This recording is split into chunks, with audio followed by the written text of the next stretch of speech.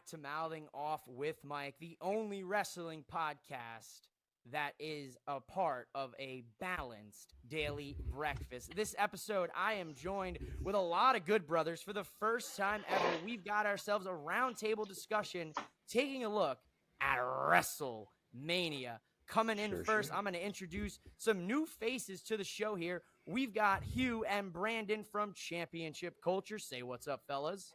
That's me. HASTHE to the 3RD. What's up, baby? We here, the champs in the building, baby. You know I was going to bring it out. You knew I was going to bring it out. There it is. You thought I wasn't? Are the reigning, Shout out to Four Sides. 3-count trivia champions.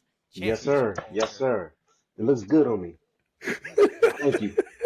We got my man from Out of Pocket and Drop the Mic. You can listen to him on the Tobacco Road Sports Radio. We got Michael Davis. What's good, brother? I want that championship.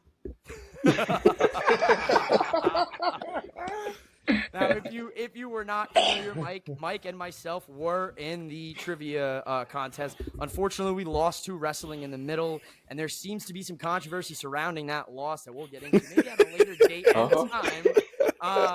As for new faces, we've got, for the first time ever on Mouthing Off with Mike, the show is now legitimate because we have a professional wrestler. I got top-notch Dyson Bennett. Say what's up, my man. Top Notch is in the building and ready to mouth off about WrestleMania with Mouthing Off with Mike. Thank you for having me. Oh, my man, I'm ready. And last, but certainly not least, my man just laced up his fresh Timberlands. We got Chano Hayes from Four Sides of the Ring to be joined later by his tag team partner, Brandy Savage, whenever he decides to finish getting those Tims on. What's up, Chano? Here, how's it doing, everybody? Listen, I love the introduction, but Mike's acting like he's not a native New Yorker himself. He has a pair of baby Tims in the back. Now they're just Dickie boots because he lives in Arizona. But don't get it twisted. Mike has some Tims in the back corner, guys. Listen, I don't rep New York. I've been out in Arizona for almost 10 years now. I was a PA boy before that, so I feel like I'm a fake New Yorker, but Pops is from Queens, Mom's from Staten Island, so I guess I got a little bit there. You know what it is? Listen, I understand that because my whole entire life, like for the past 5 years, I'd be like, yeah, I'm from Harlem. But I lived on Staten Island for 12 years now, so it's beating me up, guys. And I had to say, where are you from? Oh, yeah, I'm just a Staten Islander. You know what I mean? And if you know, that Staten Islander shit does not get people far, you know? No. They shit on you immediately. Is that even a borough? I'm like, here he is. Speak of the devil, ladies and gentlemen. Late, but certainly not least, we got Brandy Savage here. What's up, my man, Brandy? What's going on, guys? Welcome, Brandy. We're already live. We're already talking. We got ourselves a roundtable discussion. Tell him again, Hugh. Put it back. Huh? So Brandy can see it. He missed it. I know he missed the belt. Put it back. Keep it right there so he can see it. I do miss that, though. Make sure Brandy see You it. see that Make sure right you see there? it. You see that right there, right? You need to put it closer? Just a little bit closer or take it back? Does that say champion? Yes, it's champion. We should have worn our shirts. I wish I heard, right? We had shirts that say we're the champions. We wore it last night on the flagship show on the restaurant. Yeah. Because we had to show off that way. We should have showed off today with them. We should have. I mean, I see We look it, like- so don't worry. We look like yin and yang. Mike's over here dropping the booze. Mike wants it contested. There's an all good. asterisk next to the championship. There's an asterisk next to everything. Throwing asterisks into everything. Now, ladies and gentlemen, we got 2 nights of WrestleMania to cover. I don't want to keep these boys any longer than I need them because it's late on the East Coast, and since I'm a West Coast guy, I really don't give a shit. But I know they do. They've got lives themselves. So we're going to take a look here, ladies and gentlemen. WrestleMania Night 1, probably one of the coldest WrestleManias of all time, possibly. I know for all of us in attendance, we were freezing our meatballs off. Yes. But that did not stop the action from getting hot and heavy when it comes to the Women's World Heavyweight Championship. So what did you guys think about Mommy Rhea Ripley versus the Man? I'll start with Championship Culture since they're right to my right. Well, first of all, I want to start off with her entrance. Mommy, you set it off with that entrance, girl. Of course, you came through with the vibes. I was feeling it. But of course, I want to shout out Becky too because I heard she was under the weather and she still went out there and performed in the cold weather. But yeah, it was a great match. Mommy came out on top as I expected. I like it. Let's hear it. Let's see what your thoughts oh, here, Dyson or my Brandon. I'm sorry. so- no, I was saying I would definitely agree with the entrance. Didn't underestimate in the ring. You knew with those two going into it, they were going to give us a good match. Good way to kick off night one. Good way to get the blood going and say, okay, if this is what WrestleMania is going to be like, we're going to be all right. And I believe the right person won. That's all I'm going to say. Yep. I think the right woman won that match. So, might say Becky with her book deal. I think her ring gear had like pages of her book in it. So I was like, oh, she pushing this Yeah. even with her intro. But I was so happy that Mommy kept the belt, especially because of what we got on night two. Yes, To be I continued. agree. What do you think, Dyson, from your perspective? What did you think of the in-ring work? Personally, I thought the in-ring work between Rhea and Becky was just absolutely phenomenal. I thought for the opener of night one, they absolutely killed it. If that tag team match wasn't the main event, I felt like they should have had that spot, you know. Agreed. And That's they true. definitely proved it in the ring, for sure. Absolutely. Now, Mike didn't actually get to watch night one live, but he did catch it later on. What did you think about this match for night one's opener, Mike? WrestleMania ended up turning into the Super Bowl. We had a lot of finger foods on Sunday, and it worked perfectly. But there was criticism the last couple of weeks about, Jey Uso and Jimmy Uso not opening up night one. And I have to say, after watching Rhea and Becky, they were the right duo to open up WrestleMania. They did a phenomenal job, especially with Becky being under the weather. Her ring gear, Rhea's entrance, and I didn't expect Rhea to win. I thought they were going to give Becky the nod because of how much she's done to elevate talents like Zoe Stark and Tiffany Stratton and Lyra Valkyria. But and Mommy's probably going to be on top for a long, long time, whether you like it or you don't. I like it. Four sides of the ring. What do we feel, Chano? So I have an honest confession. I did not know WrestleMania was literally starting at 7 o'clock in the evening. I thought it was starting at like 8. And then my co-host, Zombie King Ant, he was like, when did Rhea's hair get long? I was like fudge. So I started about 10 minutes late. But my biggest thing with wrestling is, my biggest beef with wrestling is, Brandon tells me all the time, stop being a cynic. I want matches to be less predictable.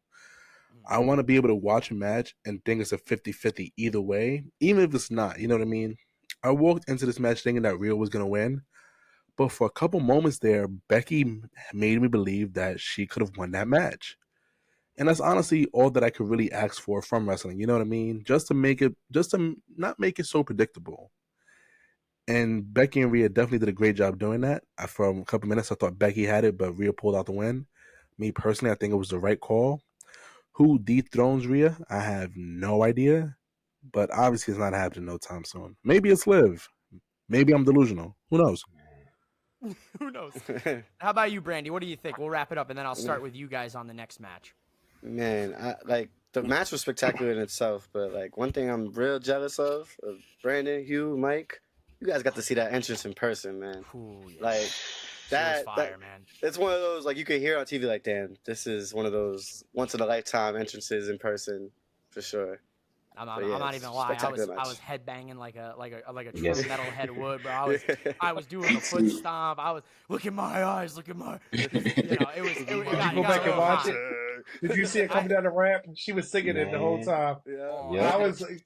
She looks so cool, dude. From outside, we saw her turn her back to us, and when we went to go watch it back, you could see what she was doing. She was singing it. I was like, that's a callback to what she wanted in Mania last year. Remember, she was singing it. I was like, she loves that song. But yeah, I was sitting stage side, like on the upper level, and getting to see that entrance live was crazy. That was my first WrestleMania. Damn, hey.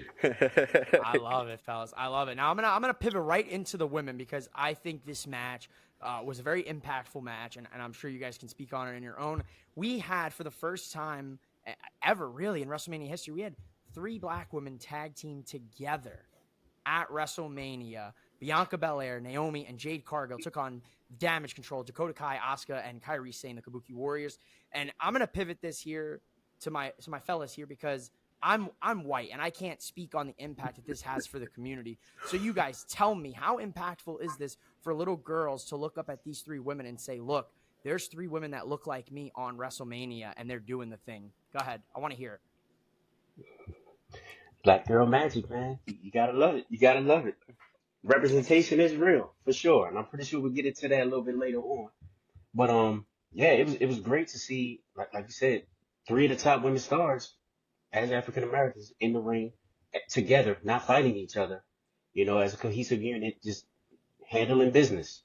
They came out there, they delivered, the interest was strong, the performance was great, and I'm pretty sure there's a lot of little girls of every race out there going crazy for them right now. So I mean, I loved it for sure. Yeah.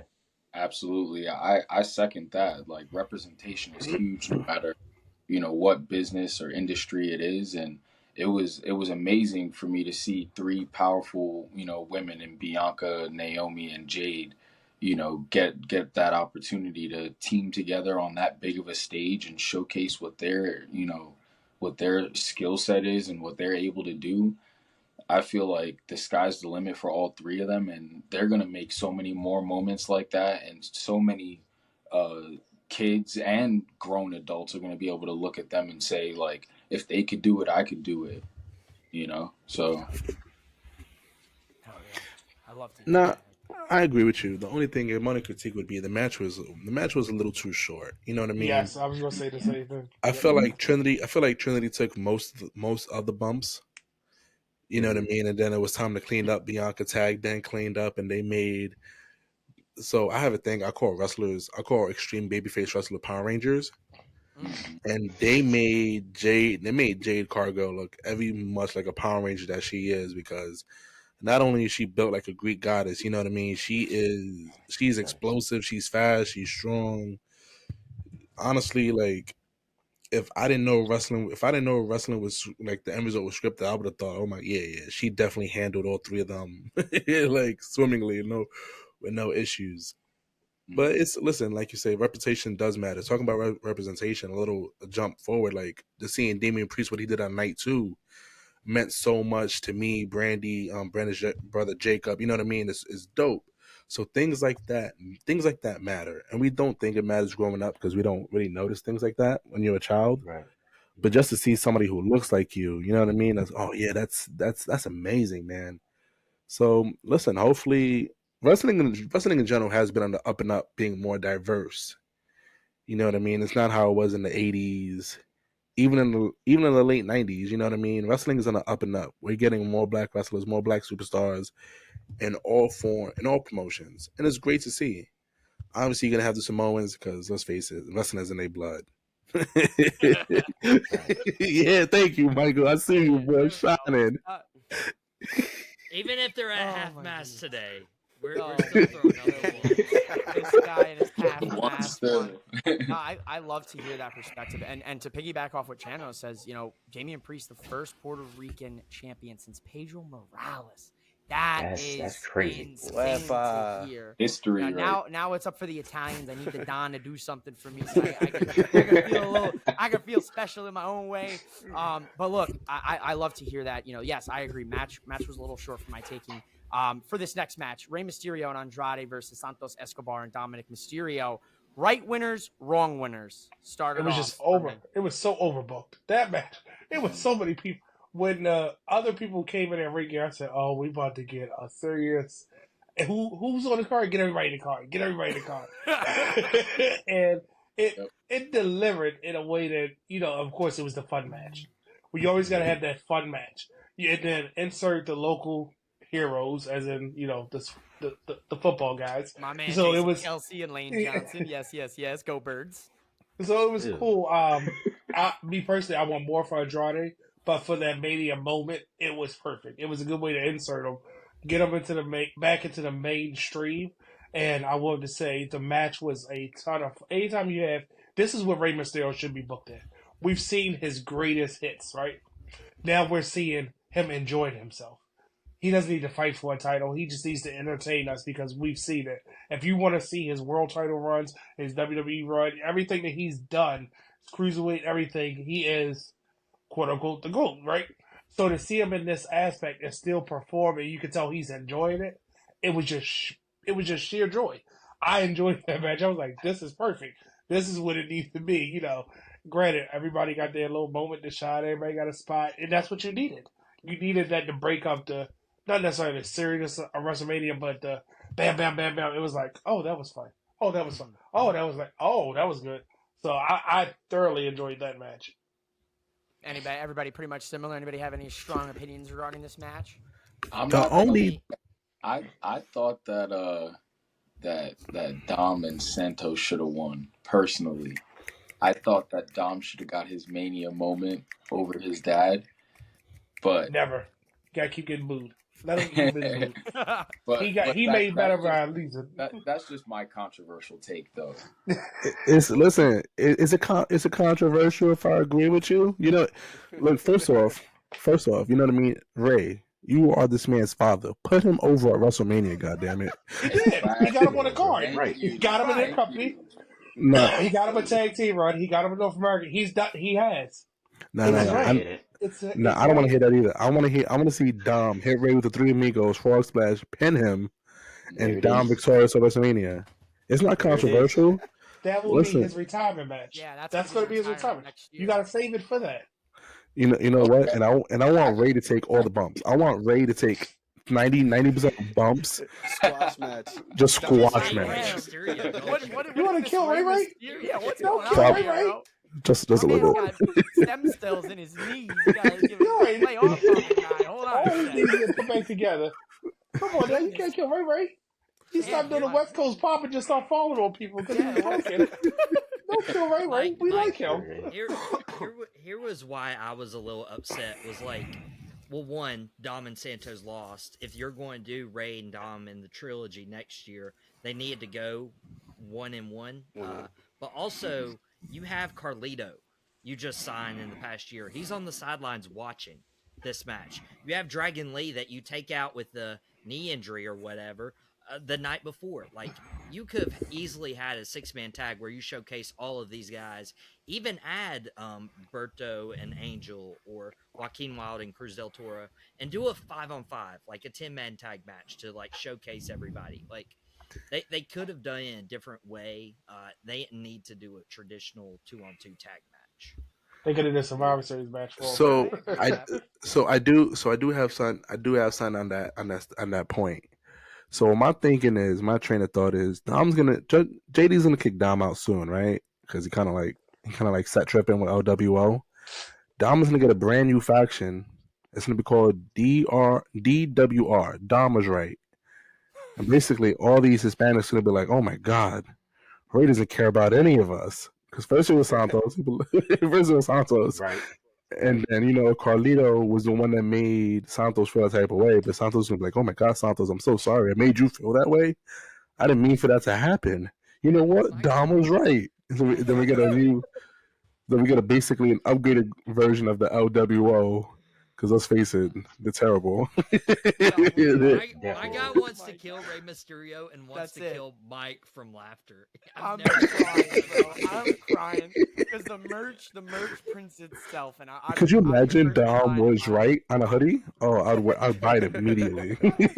Yes. Fly top seller wherever you shop. Take some notes here. We got your merch ideas for you. Speaking of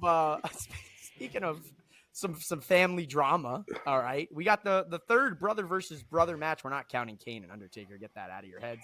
We got Jey Uso taking on his brother Jimmy Uso in the Yeet versus Yeet battle that a lot of people felt underwhelmed by. And I haven't had a chance to watch it back, since traveling. But in person, I enjoyed the match. It was a fun little match. Yeah, there were some super kick fests, but overall, this is what I expected between Uso and Uso. Anybody got some passionate thoughts about this match before? I mean, going into the match, you kind of knew what to expect, and then people were still underwhelmed. And I think that speaks for itself right there. False notions. I did not like the stuff I was seeing on wrestling Twitter, which I shouldn't even bring up honestly, because Twitter is Twitter. But just seeing the amount of hate that they were getting on the match, calling it like the worst WrestleMania match of all time and things like that, and I'm like, I mean, I get it, like, you know, it was a little super kick heavy, but that's part of their repertoire, and they both know each other so well. So why hate on it? Like Brandy said, like that's kind of expected. You know what I'm saying? Like that they're gonna do that. That was my thought on that. I feel that though. But I the didn't crazy expect part Brandon's is, ready. Go ahead. yeah, you know, I'm about to lay that. I know you. So I know you're ready. a year ago when they started to, because remember for a while you couldn't tell who was Jimmy or Jay, Yeah. and they started giving them their own identities, but they never gave them a move set differently. When you look at the Usos, they do the same exact moves. What did we expect? We were all Triple H. The Triple H dust has been so great that we got with the Razzle Dazzle thinking it's going to be something different. But you have the same character. It's like if you pick Raiden in Mortal Kombat, they're going to do the same moves the whole time. You're going to say, oh, yeah, you know, whatever you're going to say if you pick Ryu at the same time.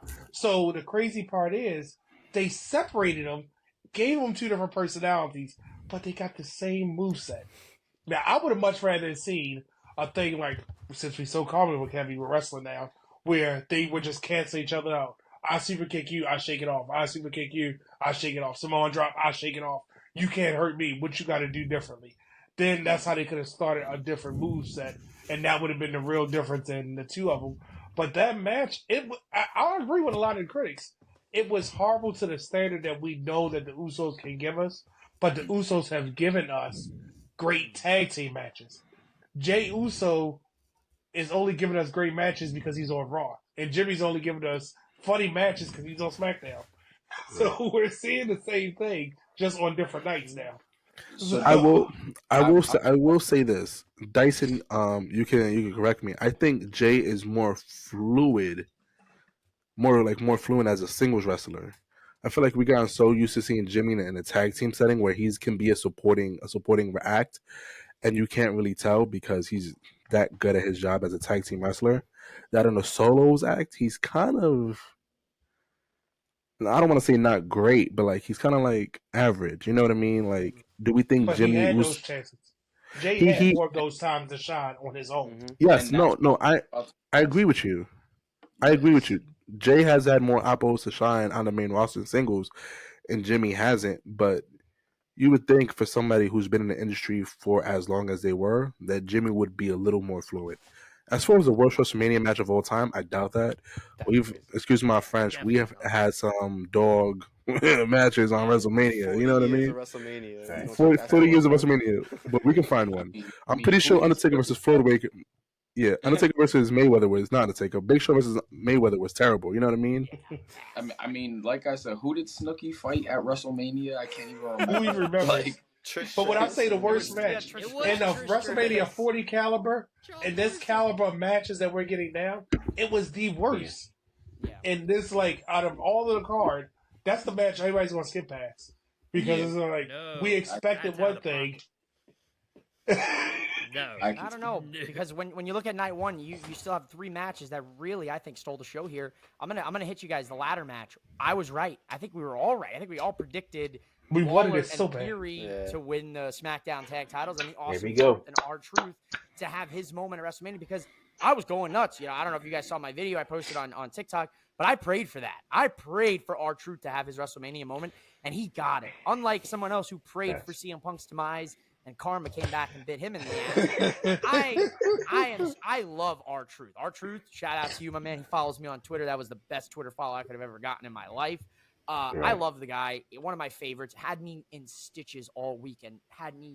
My abs hurt from laughing so hard. Hilarious. When he did the pinfall and they won the match, you know, and then on Monday Night Raw with him popping up in the Judgment Day's shot, it was hysterical.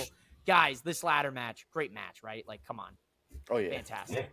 for Right sure. winners? Do we all agree? Right winners? Everything Agree. made Yeah, sense. right winners. 100%. Right winners. 100. I will say I'm probably one of the only few people that's an active Austin Theory fan, and I'm not afraid to say it. Oh, I'll I'm admit another it, one. baby. I'm another one. A-Town I'm here. down, I'm here with baby. you. A-Town down. Not I'm right here with you. Theory's my guy, man. Everything about Theory screams charismatic. He can't connect with the crowd. I don't know what it is, but the guy's just so goddamn good in the ring, man. Yep. He 100. really So is. it's just like, It really is. I couldn't agree more. so it's like I'm happy that he got this moment. Think about it. WrestleMania 39, he suffered the curse of John Cena. 'Cause that's what it is now. It's a curse. If you beat John Cena, you're cursed. That's just your fate. Man, And Unless then, you're unless you're Roman, you know what I mean.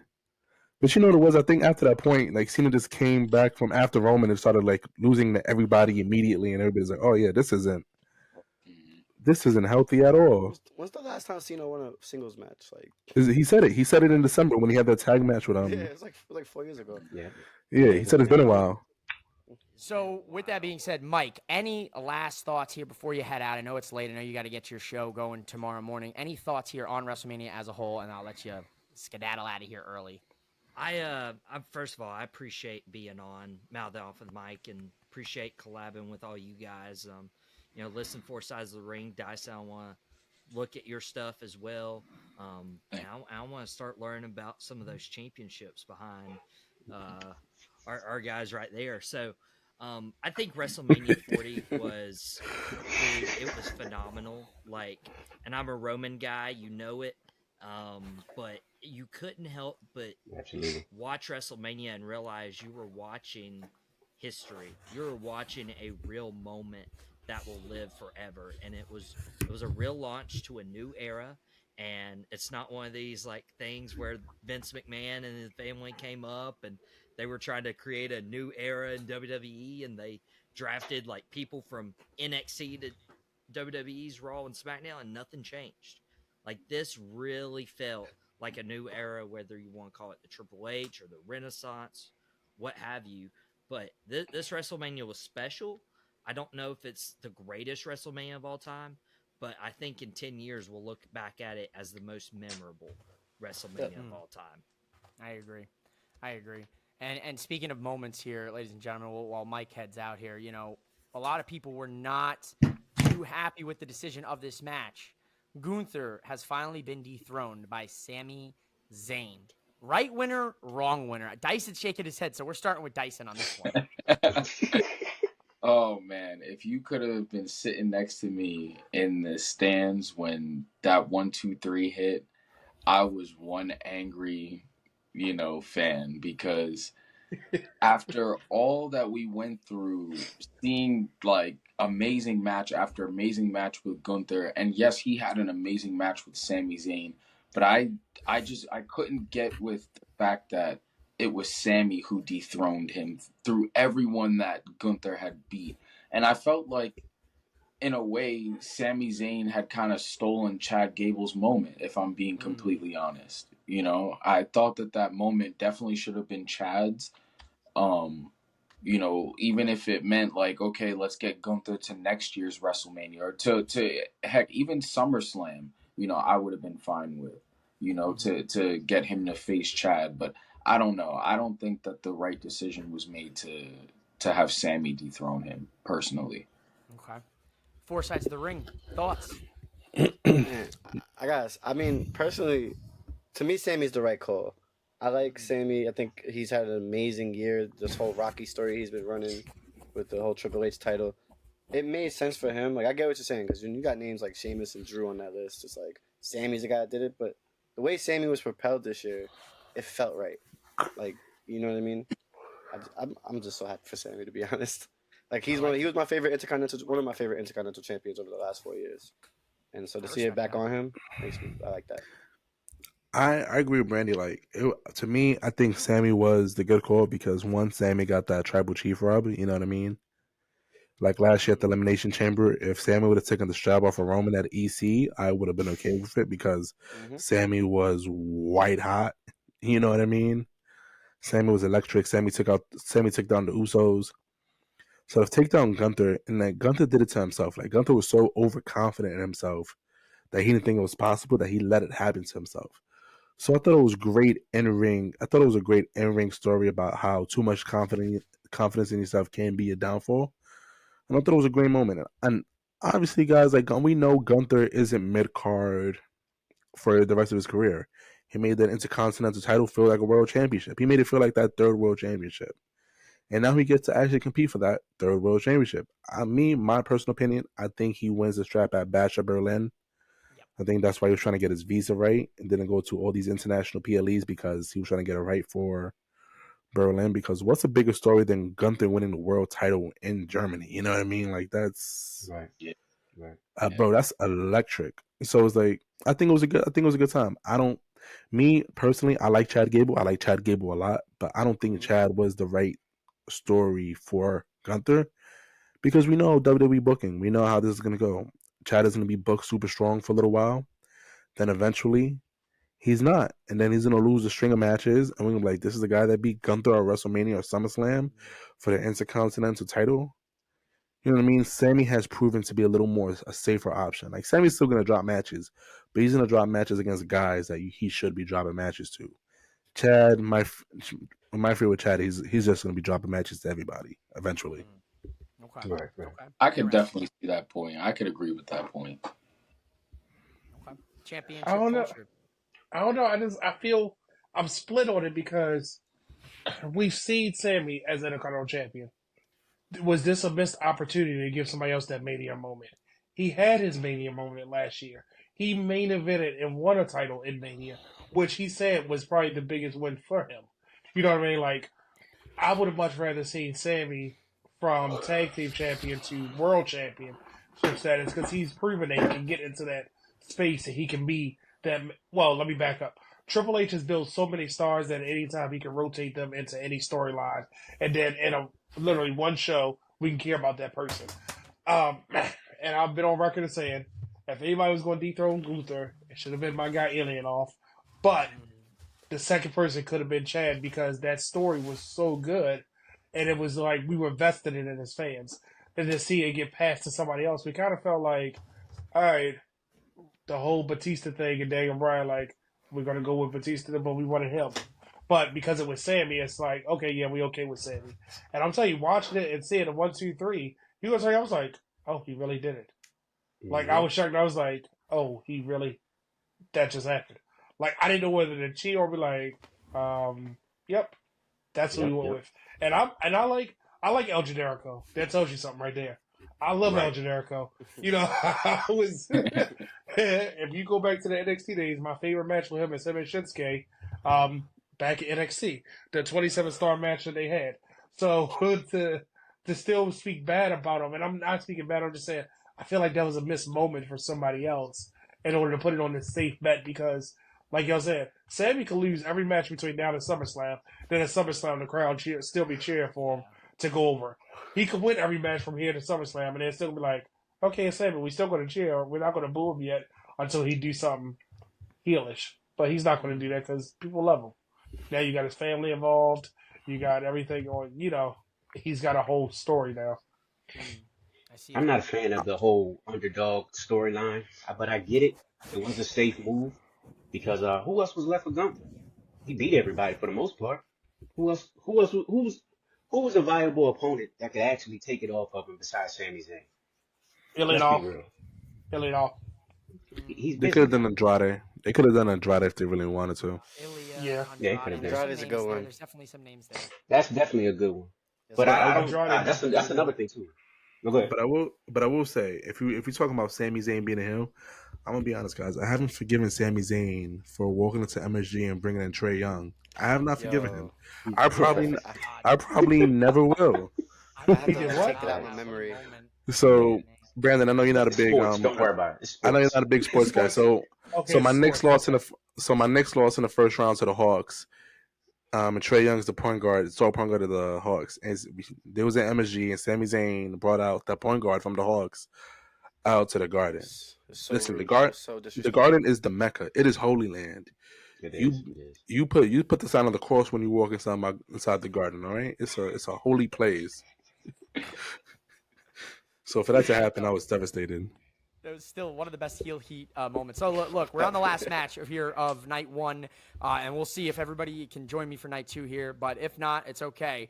The Rock and Roman Reigns versus Cody Rhodes and Seth Rollins, billed as the biggest tag team match in WrestleMania history.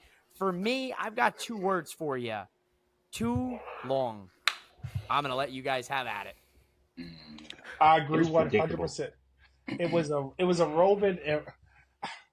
A friend of the channel, Dennis King, said it. He said, "Are you prepared for the longest drawn out match in history?" I don't. I don't know why that wrestling style didn't work for me because it was 40. I didn't realize it was 47 minutes. I thought it was like an hour. But I'm gonna slap you. Let me taunt some. Just get over the match. After the first 5 minutes of that, it ain't got to be a half an hour of this. And I get it. The little guys trying to beat up the big guys and all that stuff. But it was, the entrances lasted for what 20 minutes in itself before we even got to the match. And then the match wasn't the greatest match. People talking about, the greatest match at night one. I've seen better matches, but because of the star power in it, that's where the illusion and the smoke and mirror, see what I did there? The smoke and mirrors came from. That people are saying it's the greatest, and I'm not taking away from The Rock. I'm not taking away from Roman. Not taking away from Seth or Cody. It's just when you have that much talent, I expected to be blown away. I was just like, oh, that was nice. We do it. Yeah. Yep. 100%. That's typical. I want to know if my fault. You can go, Dice. My fault. Yeah, my mic just cut off. I don't know why. I think. Oh, that was weird. Nah, so if you notice, The Rock didn't do any throw move, like any real grapple outside of Spinebuster. It was all strikes. He did all strikes, Right. which is, and I didn't notice it because I was just so enamored in the fact that it's Rocky. Rock. You know what I mean? It's The Rock. I was like, let's go Rock. And obviously, as an adult, I love the heels more than I love the faces. So I was just happy Seth and Cody were getting their ass beat. But you know what I mean? So like my brother-in-law, he told me, he was like, yo, The Rock didn't do a single grapple move outside that spine buster. I was like, oh my God, you're right. He didn't do anything. And then I had to go back and watch it. I didn't realize that. I have to see that. Yeah, I haven't had a chance to do that. Go ahead. Bro, Dustin. What were your thoughts? I mean, I agree with you in that I thought it was really long. I felt like there was a lot going on at one time. And I mean, we were watching it live, so there was kind of like a lot to try and keep up with at the same time, especially when they went into the crowd and stuff. But it was, I don't know, like as far as like the in-match quality, it wasn't, bad or anything like that, you know what I'm saying? But it definitely kind of was dragging quite a bit. That I can definitely say I felt. The slow and methodical for the entire match. But I will say that I was happy that The Rock beat Cody though. I did. I wasn't. I like that as well. I did like that. I as well. was. I was not. Because the moment Cody got pinned on night one, I was like, oh my God. I was like, my tribal chief. It's over. I was like, my Polynesian. My Polynesian prince. No. Oh my God. That's long-term storytelling right there. That's what that is. That's long-term That's the storytelling. long haul. That's You know I why? see that payoff in 2026. You know why? You know why? Because the moment Cody did that same pose he did from WrestleMania 39, he was all sad looking at the ramp. I was like, he's not losing twice in a weekend, is he, guys? I was like, this sucks. and honestly, I appreciate those camera shots. Shout out to the dude they hired from Marvel with the production side of things, because he's giving us those Marvel background, foreground shots. And I'm eating them up, dude. I'm eating them up. And speaking of night two here, we're going to run through this real quick, because really on night two, the biggest thing that we want to discuss is the World Heavyweight Championship. Cody Rhodes, and the women's match. So I'm going to roll through these here real quick. Bobby Lashley and the Street Profits left me wanting more. Thumbs up. Agree or disagree? Agree. It's good. I'll give you midway. Give me a middle. Okay, respect. I sense 50. It served its purpose.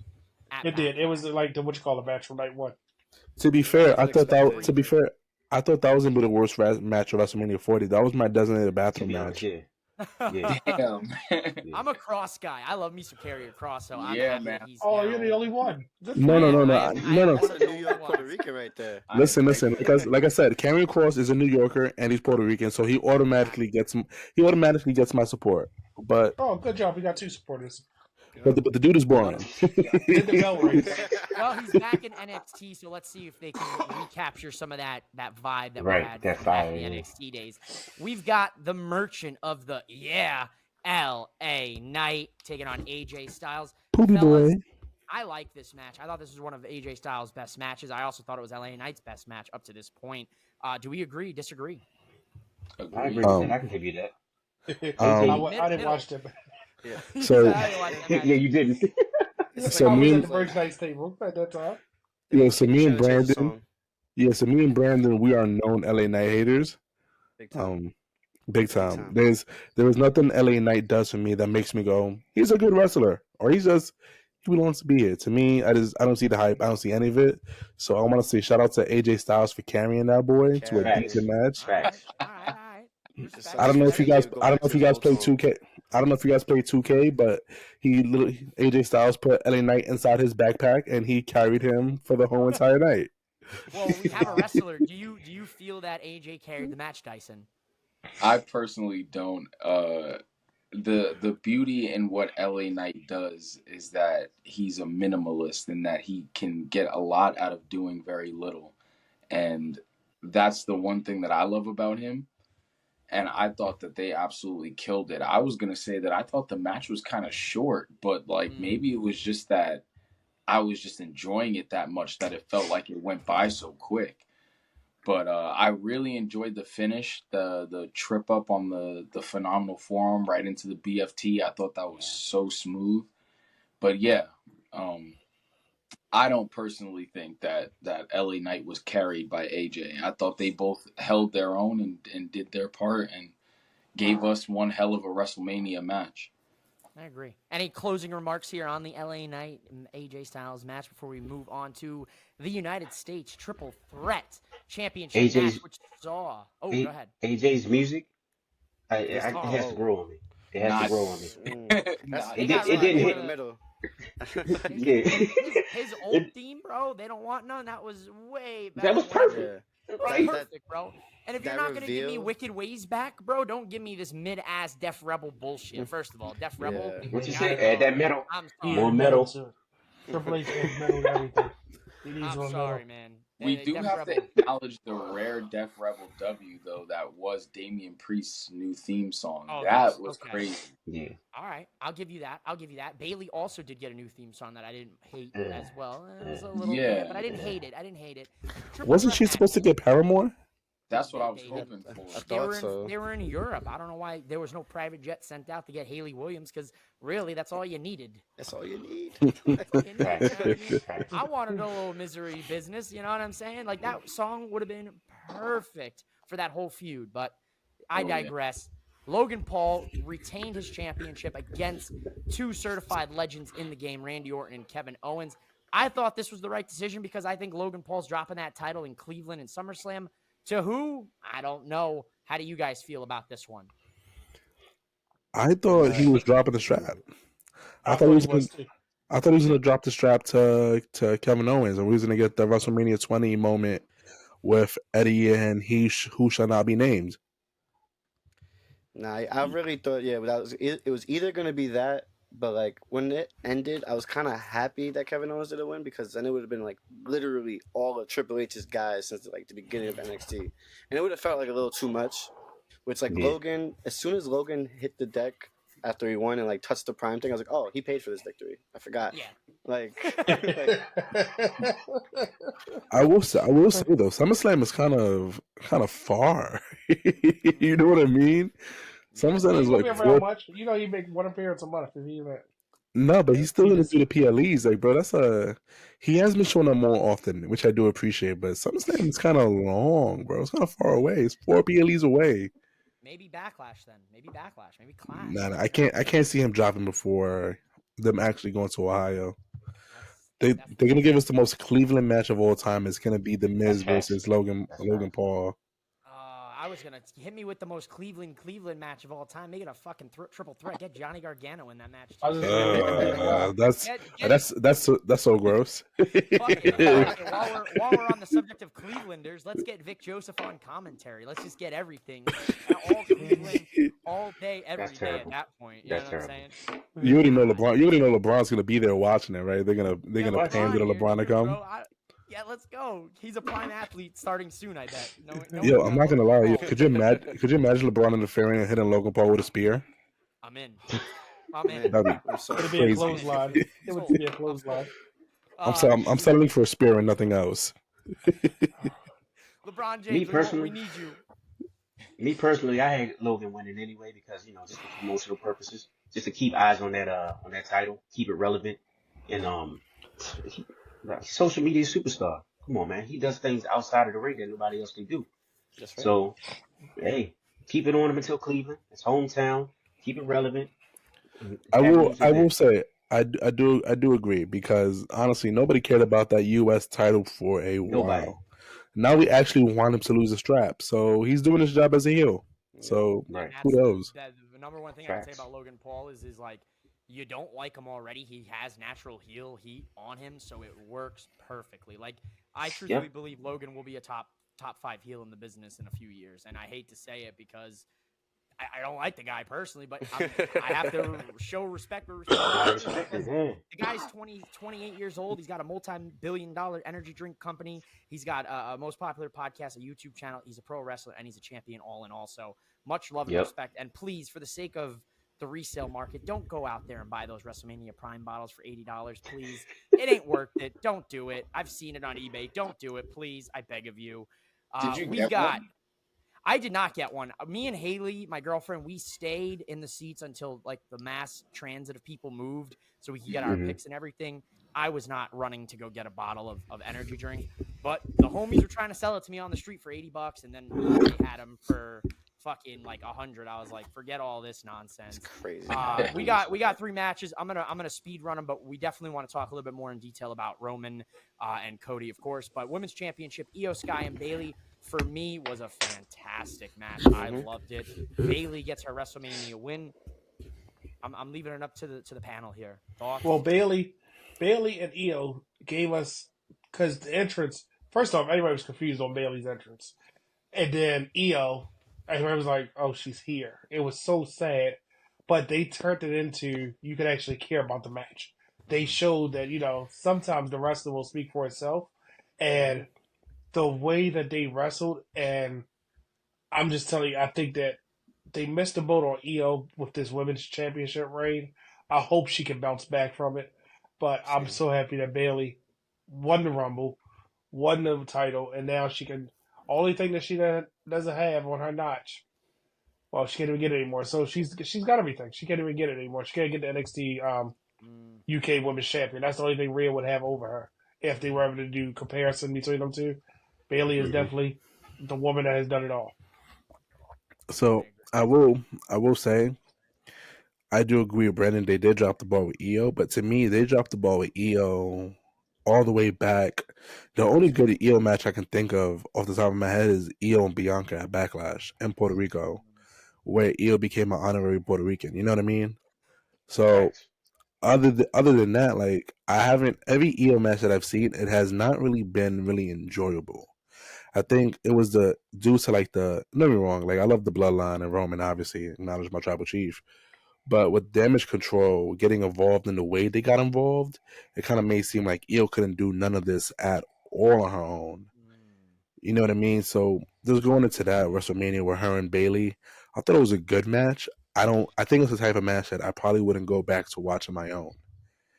You know what I mean? Like I wouldn't rewatch that match. I'd probably skip over it. To me, it wasn't really anything really great. I think it was a few good spots where, like, she tried to hit her and then Io flipped, and I was like, "Ooh, that's kind of cool." Yeah. But to me, it was a good match. It wasn't a WrestleMania good match. It was just a good match, and there's no need to, like, for me at least, to revisit it. I mean, to be fair though, it's like it is right before the Roman match, so it's like you're sitting there like, they're more in my hand. I might as well just skip this and go to Roman. I mean, I it keep was calling all the about the Roman moment match. anyway. It's the Cody It was match. definitely- Yeah. And that's the one thing that this year's WrestleMania had more than 39 and 38 combined was the moments. And here's a moment in its own here, ladies and gentlemen. Seth frickin' Rollins defended his World Heavyweight Championship against Drew McIntyre. Drew was able to finally get his win in front of fans that has been long sought after. He prayed for it, ladies and gentlemen. He prayed for CM Punk's demise. But guess what? CM Punk prayed back because CM Punk cost Drew McIntyre the World Heavyweight Championship after 5 minutes of holding it. And LOL, he was bored at work, Drew McIntyre. Fellas, this was an electric moment for me. You spoke on it earlier, Chano, Brandy. Having a Puerto Rican champion, first time since Pedro Morales. How did we feel in the moment? It was jumping up and down, hugging each other. Hell yeah. Hell yeah. yeah. I was screaming we out wepa like my life depended on it. fucking Brandon pulled out a Puerto Rican flag from his back pocket. Section 107 was crazy. Now let me stop. Nah, honestly, man, it's one of those things like we said. Representation obviously matters, right? Like for a while, we had a whole bunch of honorary Puerto Ricans. Like I used to tell Brandon and the rest of the guys at four sides of the ring that Roman was going to be the closest thing we got to a Puerto Rican world champion. You know what I mean? Just because he's an islander. And then, we settled on Io Sky being honorary Puerto Rican because we loved her at Backlash. You know what I mean? Because in my mind, we was never going to get a Puerto Rican world champion of our own. You know what I mean? I never saw it coming. So then when Priest had won the Money in the Bank, I was like, there's no way it's successful. And then he held it for too long. I'm like, there's no way it could be successful. So then it finally was successful, and I'm so happy about it. And it was like, I'm so happy about it. Excuse me, that obviously I'm a Cody hater, so I don't acknowledge Cody's championship reign at all. To me, WWE only has one world champion, and his name is Damian Priest. Cody's half Puerto Rican, bro. He's literally Puerto Rican. He's Cuban. He's Cuban. Okay. Listen. If Cody was half Puerto Rican, this would be a different conversation. It'd be a way different story. Not at all. I have the American Nightmare tattoo on my neck. Puerto Rican Nightmare, right? Yeah, the Puerto Rican Nightmare. No, but you know what I mean? So it was like, I'm happy for Damian Priest. Obviously, I think we can all agree that his reign is only going to be about 3 months or so, 3 to 6 months. Doesn't matter though. Yep. But it doesn't matter because it's great, bro. It's great to see. But we got Damian Priest going to Yankee games, chopping it up with Aaron Judge. And I'm not even a Yankees fan, and I love that for him. You know what I mean? I love it. As a Yankee fan, I was ecstatic to see that. Yeah. Mike, what up? Mike, what are you? How you a Phillies fan? How you a Philly Eagles fan and a Yankee fan? None of this makes sense. A lot of things don't make sense. But I'm still a Knicks guy. So I'm a Knicks guy too. So yeah. Listen, as long as it's orange and blue skies, orange and blue skies. Always, bro. Always. But yeah, championship culture. Any thoughts here on the? I'm losing my train of thought. My man got me all humped up here. With Damian, yes sir. Well, I was all in for him winning the Money in the Bank, but for the longest time, I wasn't convinced that he was going to be a top-notch player. As far as I didn't think he was going to be able to be successfully cash in, because I didn't think the crowd would adapt to him that way. But that all changed when his music hit, and I heard that crowd. I was like, "Oh, that's surprising." I didn't think he was going to get that type of pop. Same. I became a believer right then and there. I've always respected his work as a talent. Ever since he was Punishment Martinez over in ROH doing his thing, man, it was fulfilling to see that, to hear that pop when he came out and he did what he did, and then to come on the network 2 days later and hear Nip Ram from Four Sides, talk about Puerto Rico. I was like, damn, I didn't even think about that. I was like, I know how I felt when Kofi Mania went down. I was like, all right, yeah, it makes sense. So I'm happy for him, and hopefully he can get a couple of title defenses in there, and hey, just represent. Yo, I got a nice little fun fact. When Damian Priest was Punisher Martinez, our co-host Ant Junior Flow, the Zombie King, he defeated Punisher Martinez, and he won the tag titles off of him at ECPW. Nice little fun fact. Okay, I like it. Ladies and gentlemen, shout out to the Zombie, and shout out to the Monster Factory, because I know Coach Danny Cage is ecstatic that one of his guys is a world heavyweight champion here in WWE. Dyson, you're my independent wrestler. What does it mean for a guy like Damian Priest to work the Indies, work Ring of Honor, get to WWE, and now finally hold that championship? You can kind of, that's your ultimate end goal, right? Yeah, I mean, that's seeing that happen. I mean, first off, from a fan standpoint, I was just ecstatic. And then from a wrestler standpoint, it really shows me that's where you belong kind of thing. Because, I told myself I'm going to go to one WrestleMania as a fan, and the next one I go to, I will be performing in. So I could only, wish and hope to, have that same kind of moment that Damian had. But I'm super happy for him because he deserves every second of that moment. Facts.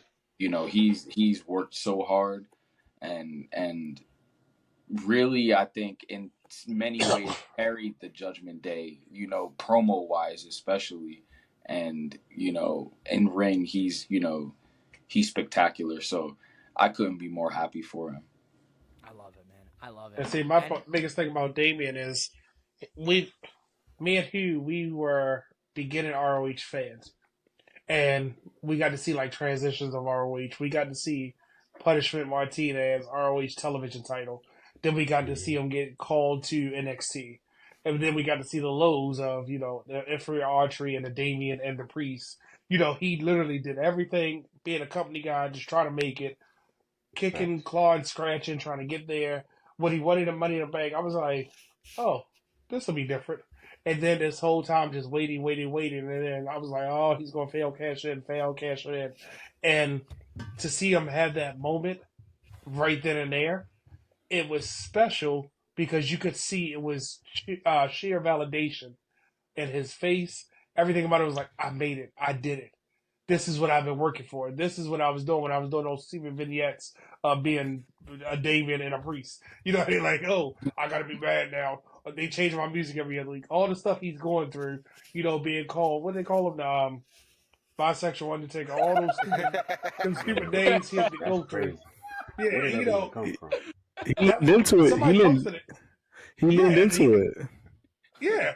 Like all that stuff, I'm like, he endured to get here. Then it was like, instantly, that press conference, he had on that suit, and he was like, yeah, I'm the champion. I was like, oh, this is a different person. I said, he's been waiting for this. He's been waiting for this moment. Yo, my man went to the club. Bro, he went to the club immediately after with that suit and the strap in the VIP section by himself, just living. Man's playing. Shout out to the bisexual Undertaker. That has been the funniest thing for the last couple. Gigi Dolan called him something that I don't even want to repeat on the show because it's not a good word. I don't know if you guys saw Gigi Dolan's tweet after he won the title, but go look at it. You will piss yourself laughing. The final match here, and I want to thank everybody: Mike Davis, Dyson, Chano, Brandy, Hugh, Brandon, everyone for sticking with me this late on the East Coast. So we're gonna fly right through this. We're gonna get our thoughts. Cody Rhodes has finally finished that fucking story, and I have been ecstatic. I've been on a high, injected right into my veins right here. Cody Rhodes is the new undisputed WWE Universal Champion, but we must not forget our tribal. Oh, I saw her tweet. Oh, yes. Oh, that's. I'm sorry. I didn't mean. No, you're good. I can't say it on the air because it's too much. But you guys got to look at it. I will post it on the video for people to read, but I'm not saying it. I'm not repeating it. But much love and praise to the tribal chief Roman Reigns for that 1,316-day title reign. So ones are up at half mast, as Mike said. But for me, this was a culmination of everything. I was there at 38 when Cody made his triumphant return to WWE. I was there at 39 when Cody lost, and I got clowned by Roman Reigns fans on my way out of the building. I had my little Cody Rhodes neck tattoo and everything, my little stick on. I was clowned relentlessly in LA at 39 when I left. But 40, I was able to leave clowning on those Roman Reigns fans that tried to tell me it was not ending. Fellas, like those guys from Four Sides of the Ring. Like those guys from Four Sides of the Ring. We cried.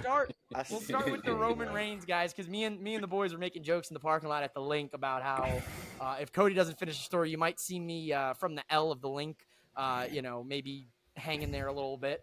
But then they said it's actually their turn. But I was there. I was there for the rescue mission. Nobody did any sort of hanging. We're all here. We're all mouthing off with Mike. So Four Sides of the Ring.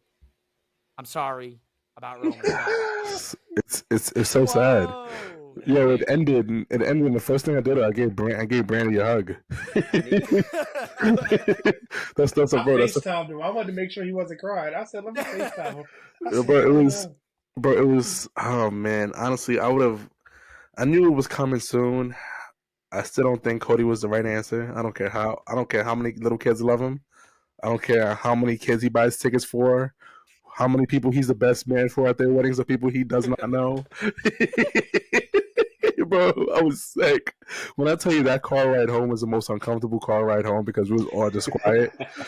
Like, have Like, have you ever been in a position where like you at work and your girlfriend breaks up with you and you can't act on it because you still got to finish the rest of your shift? Yep. Yeah, bro, I've that's been what, there. bro, that's exactly what it was like. Like all of us just got dumped, and we still got to finish the rest of our shift. Yeah, bro, I got home. I got home at like 1:30 in the morning. I woke up my wife, and I was like, I just need a hug. I was like, I just need a hug. This is rough. This is rough. And it's, bro, it I know you sucks. guys remember like going into it. We was all talking about Dusty finished this, Dusty finished that.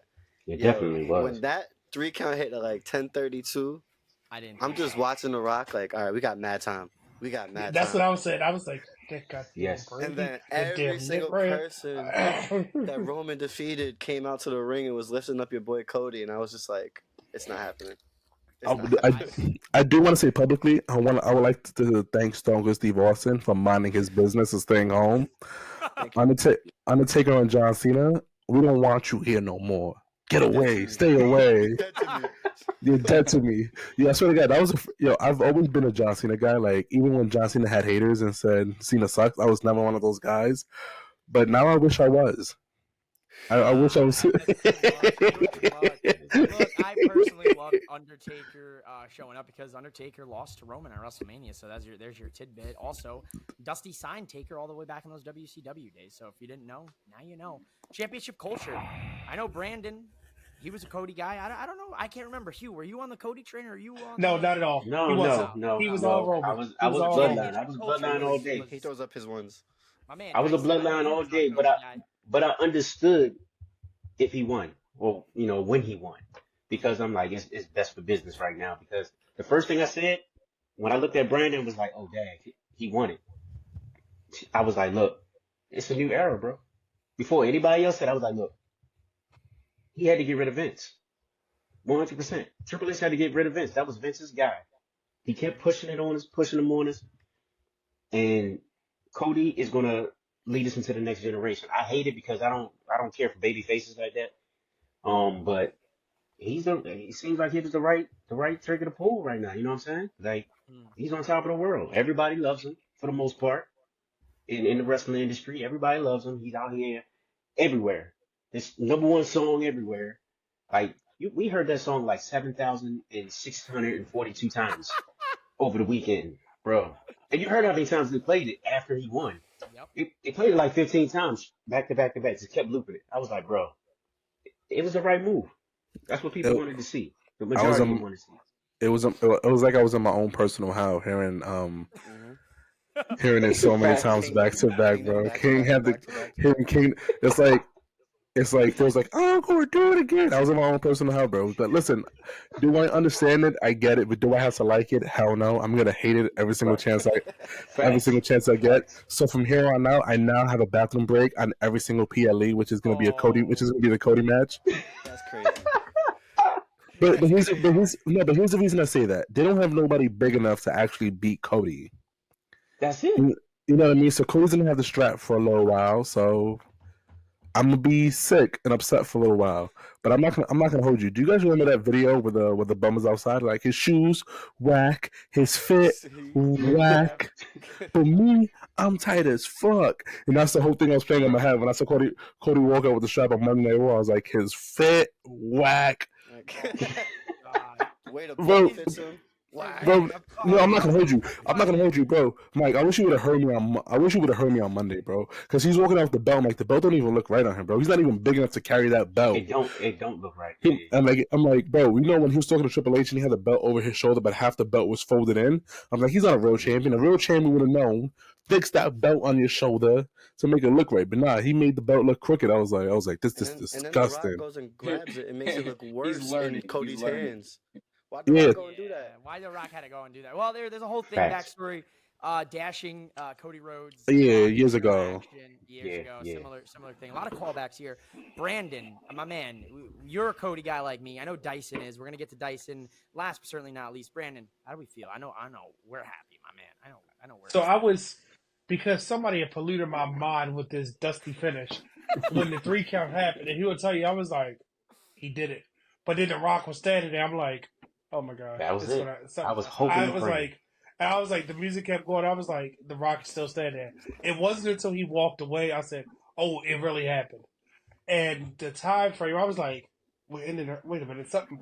But going back and thinking about it, and I told Hugh this, and I said this on the show, I said, Taker wasn't supposed to be there. We all wanted Stone Cold because we all said predictable. Jay was going to neutralize Jimmy. Cena was going to neutralize Solo. And we said, oh, Stone Cold will neutralize The Rock. That was supposed to be Brock Lesnar. When you think about it, that was supposed to be Brock because he endorsed Cody. He had to be with Roman, who would have been the final person that could neutralize The Rock that has history with both of them. I was like, that's Brock Lesnar's spot. So we all wanted Stone Cold. It would have been Brock. So who's a company guy that he can say, hey, come in and do something? Because Stone Cold goes on record, I'm not in shape. I don't want to do it. You know, he wants to stay away because he wants to keep his legacy intact. Undertaker don't care. He gonna keep popping up as much as you want him there because he can't let it go. So knowing that, I was like, I'm okay with the Undertaker because I was mad initially, but I was like, that was supposed to be Brock Lesnar.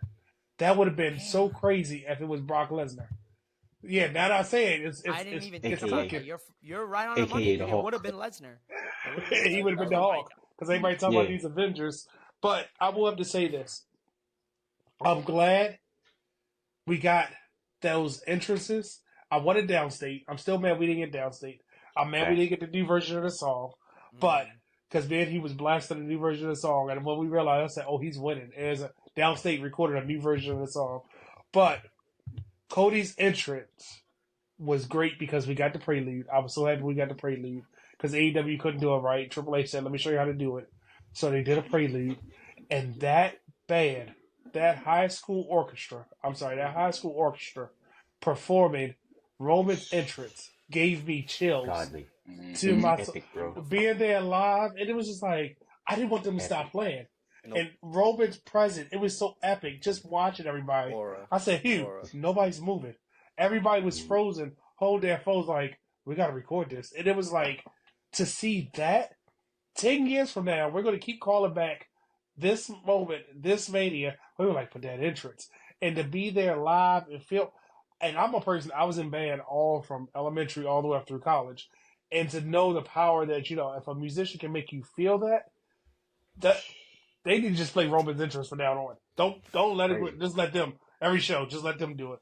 It was so great. And then for him to win, and we can appreciate the fact that whether half of the raid was dusty finishes, which I hate about Roman, that it was always interference, it got a little stale. But I was a fan of Roman from the beginning. When he turned here, I was like, this is what we need. This is different. This is nice. And to see Cody and us wrestle fans, y'all falling right into the trap. We already booking Cody to lose. We wanted Cody so much. They were like, who's going to throw Cody? Who's going to throw Cody? We got to just enjoy that moment. We just got to enjoy it. And Triple H, he's not going to wrestle. He probably won't even wrestle at Backlash. He's going to be a guest on the Grayson Waller effect probably again. And Friday night, tomorrow, he's going to come out there. What do you want to talk about? Monday, he going to come out there so they can play his music and have an interview. And then next Friday, he just going to appear. He ain't going to wrestle for a while. We ain't going to see him wrestle.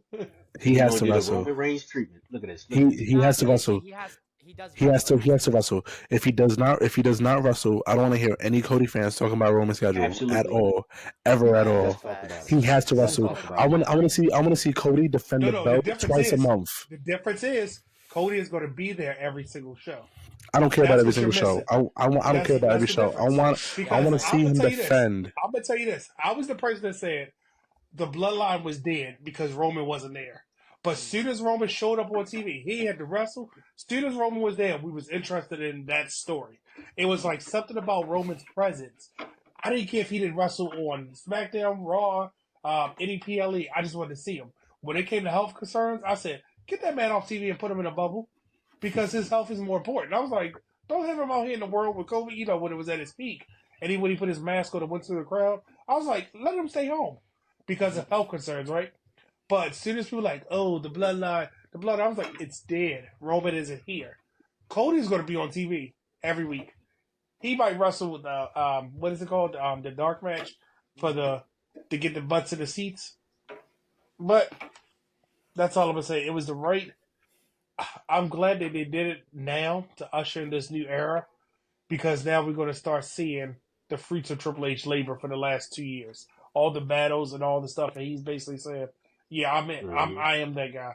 Watch what I do now." I like it. Dyson, you're the closing remarks here. Send us home, brother. That was the greatest overbooked match in history. Yes, sir. I loved every second of it. Brandon said it best. That Roman entrance was just next level. It was like it was like God, yeah, goosebumps, like chills down your spine, like God mode initiated for real. Cause That's the best. that entrance was crazy. But Aura. I was really feeling the Undertaker run-in. A lot of people weren't. I understood why a lot of people didn't, but I understood the backstory as to why the Undertaker made sense. I did not even think about the idea of that being Brock's spot. That's honestly genius if that was the initial plan. But yeah, overall, I think that was just such a sweet main event, and I'm on the side of the four-sided boys. Like, I wanted Roman to win that match so bad, but it makes sense why Cody is the guy to dethrone Roman and why he was that guy. So, I like it. I'm happy with Cody.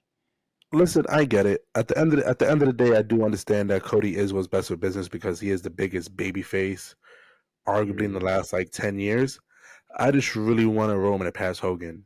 That's Is Cody getting Jordan deals? I can agree to that. Is Cody getting Jordan deals though? You know what I mean? So it's at the end of the day, I joke a lot, but I really want a Roman to pass Hogan. You know what I mean? And see, I did too, but I didn't want him to. Why build up the Mania match? We should have left it not Cody at the Mania, because I was like, well, shoot, let him do it, because anything to erase Hogan from history, I was like, okay, exactly. yeah, I was like, let him keep it the next year. You know what I mean? If you would have dropped the strap, because to me, there's two things. There's one thing I hate about Roman's reign that everybody's like, oh, it has to be a Mania. Why does it have to be a Mania? If it's gonna be has to be a Mania, we can just skip every other PLE and not even watch it because he's gonna hold it to a Mania. Bro, have him drop it as Survivor Series where we'd be caught so off guard by it. You know what I mean? We wouldn't even, bro. We'd be like, oh my god, no, this has to be a Mania at Survivor Series, bro. That would have been crazy, especially if The Rock would have turned on Roman at Survivor Series to set up their Mania match. I would have lost my mind, you know what I mean? But I do understand Cody's what's best for business. I'm still going to be a hater. I still don't want to see Cody with the strap for long.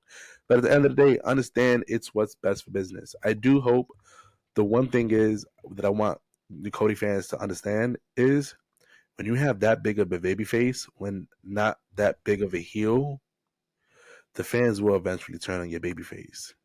There it is. Because you don't have nobody.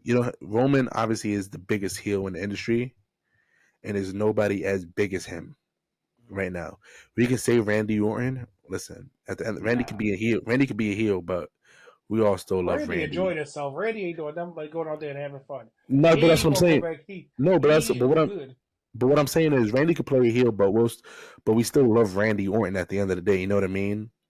It's like Gunther is like everybody has earned the admiration for Gunther. There's not a heel big enough for Cody's. There's no Lex Luger for his Superman. You know what I mean? Lex Luthor for his Superman. Cue MJF's music. Right. I was gonna say maybe not this moment, but I think in the very near future with way Triple H. I'm gonna be real. We all know Triple H is well thought out when it comes to his creative. There's no reason he would have Cody win if he didn't have somebody big, a big bad guy for him to face coming down the pipeline. So maybe at the moment, from what we're seeing and from what we've been led, there's no big bad guy, but I think it's coming down the pipeline very soon. I will say, if it is MJF, that's incredible. Yeah. You know what I mean? I don't want to see that. I don't want to see that. Oh, I want to see that. MJF is gold. Oh, yeah. Especially if Netflix and WWE can go a little bit more on the other side of the spectrum when it comes to the PG-14, MJF could be a perfect guy for the new era, quote unquote. You know what I mean? MJF is gold walking. People got tired of MJF when he went face. If MJF would have stayed heel, it is easier to maintain a title run as a heel because you can always create like a semi good guy to take down the big bad. When you're that big of a babyface, it's harder to maintain your title reign because there's not that many believable bad guys that's coming after the strap. Like we know Karrion Kross is on NXT now. Well, we think he's on NXT full time, but we joke. But I really believe that they would throw Karrion Kross at Cody Rhodes for a 3 month feud. You know what I mean? It would be ridiculous because like, oh, he's not obviously not taking the strap off of him. Yeah. But it's like, listen, I hope you're right. I hope there is somebody coming down the pipeline I to mean, become a big enough we heel. got one person coming back, and he could definitely come back here, and that's Sheamus. Yep, Yeah. that's what I said on Wednesday. I said I don't- Sheamus is a dark horse. He's I a don't- dark horse. I If don't he could come back and believe do the right heel work, he could do it. I don't believe in Sheamus. The reason I don't believe in Sheamus no more is because same thing I don't believe in Randy. We all love Sheamus. Right. You know what I mean? He's pasty, he's red. We love Sheamus. You know what I mean? So it's like listen, I love it, it's tough. It's actually something. It's tough. There's nobody honestly, you know who's a big enough heel, but it's not there on star level to actually do it? My guy Dom. Yeah. Yeah. You know what I We've seen mean? that feud. We've I seen mean, that feud. Gunther, but I think Gunther goes world heavyweight title. I don't think Gunther comes to Cody for another year. I don't think so if Cody's either. Still champ. I have So a it wild does card. open up a wild card. Let's hear it. What do you guys think about the potential of Tama Tonga showing up? Didn't they sign him too? And Jacob Fatu. And Jacob. I think they signed him like secretly, but not secretly. I'm SmackDown tired of- tonight will be interesting with Cody on the show because that would be the show that the Bloodline could unveil 2 new That members is true. on. I'm tired of seeing Cody fight Samoans. They have bullets. They have bullets. I'm over it.